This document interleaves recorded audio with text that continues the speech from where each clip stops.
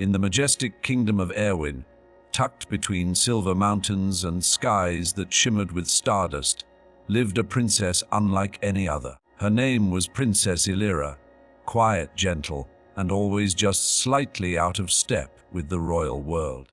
While others dined at grand feasts and danced in marble halls, Elira often slipped away to the castle gardens, eyes cast downward, lips rarely moving.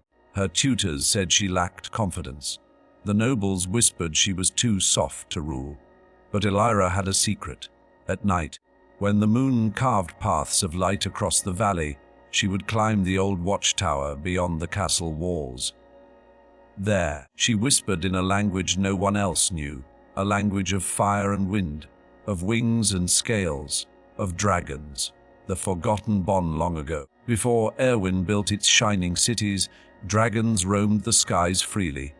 They were once allies to kings and queens, until fear replaced friendship, and humans drove them into the shadows.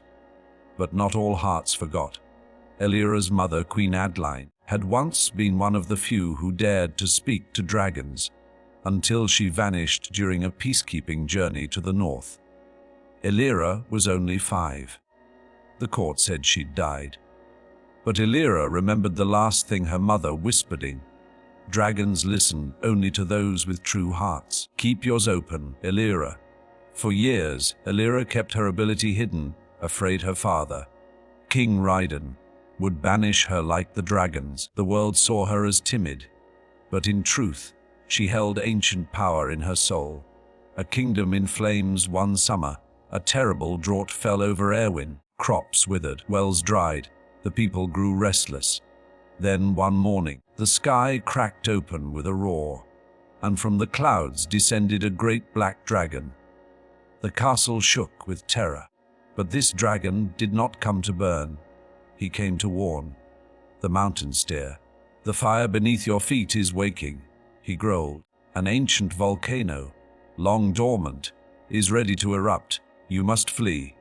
The king ordered his archers to attack, refusing to believe the creature. A dragon has no place advising kings, he thundered. But Elira knew better. She recognized the dragon, Kale, her mother's old companion. She slipped from the hall and flew to the tower once more. The princess speaks with shaking hands and a pounding heart. Elira faced Kale as flames licked the horizon. I believe you, she whispered in the old tongue, but they won't listen. Then you must make them. Kale answered, you carry the same fire she did. But I'm just me, Elira said, voice trembling. I'm too quiet, too small. But Kale's amber eyes softened. Sometimes the quietest voices wake sleeping giants. The sacrifice, Elira returned to the castle gates and stood before the panicked crowd. Her father watched in confusion as she climbed the steps of the fountain, lifted her chin, and in the ancient dragon tongue roared. The skies answered. Dragons, blue, gold, silver, green, swept down like falling stars, surrounding the castle in a protective ring. Do not be afraid, Elira said, this time in her own voice. They are not our enemies. They are our allies, and they are here to help us survive what's coming. Gasps filled the courtyard. Listen to her, shouted a villager. She saved my child last winter, another cried. If she speaks for dragons, I'll follow her anywhere. The king looked at his daughter as if seeing her for the first time. The eruption 2 days later, the volcano erupted. Rivers of lava poured into valleys where villages once stood, but no lives were lost. The dragons flew families to safety. They created wind tunnels to cool the heat. They brought water from glacial rivers to quench the flames. The kingdom survived, not because of soldiers nor steel, but because a shy princess dared to speak the truth in a forgotten language. The transformation, Elira's secret, was no longer hidden. She became not just a princess, but a bridge between two worlds, human and dragon. Where once she had walked alone, now she walked with wings at her back and people at her side.